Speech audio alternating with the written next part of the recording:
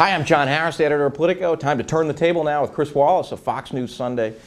Chris, today's topic, President Obama and Islam. There was that new poll out by Pew that said nearly a third of Republicans think falsely that President Obama is a Muslim. Why does this belief persist? And is there anything to do about it, or is it just one of those things he has to live with?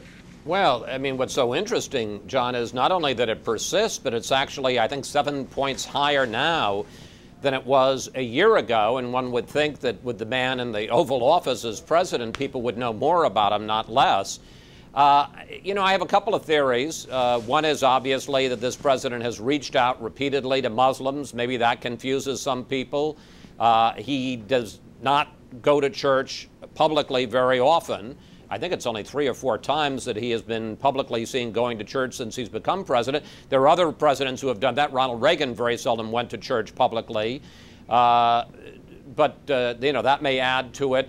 I have a theory. I can't prove it, but my theory is that as opposition to Barack Obama has grown, and it certainly has because of his performance on a variety of issues, I think that people return to some of their doubts about, is he different? Is he really, quote, one of us?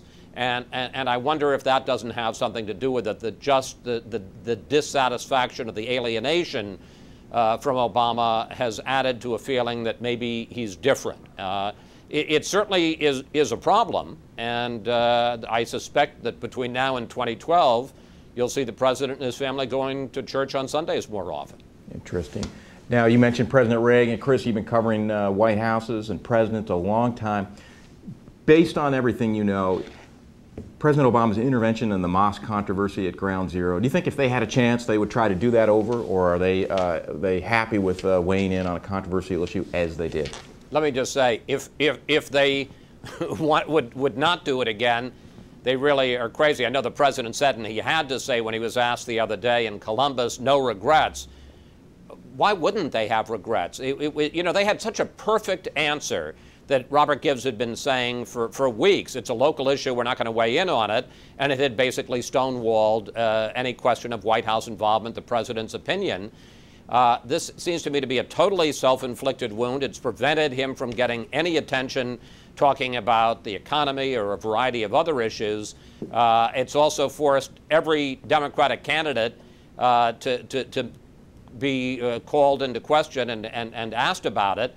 We had Nancy Pelosi, I think, make another unforced error by talking about investigating the opposition to the mosque as if somehow they don't have a First Amendment right of free speech. This is a fight they didn't need, I got to think. And look, presidents make mistakes. They're pretty smart guys usually, but that doesn't mean that they're always right or that they always make the right choices. I think this was a huge unforced error. Right. And what are you going to be talking about on Sunday, Chris? Well, we'll talk about this, but our big guest on Sunday is we'll have a Sunday exclusive live interview in studio with the former governor of Illinois, Rod Blagojevich. We'll talk to him about some calls, even from the Washington Post, that the government not retry him. I find that kind of interesting. And we'll also give him the cross-examination he never got in the trial in Chicago because, of course, he never took the stand.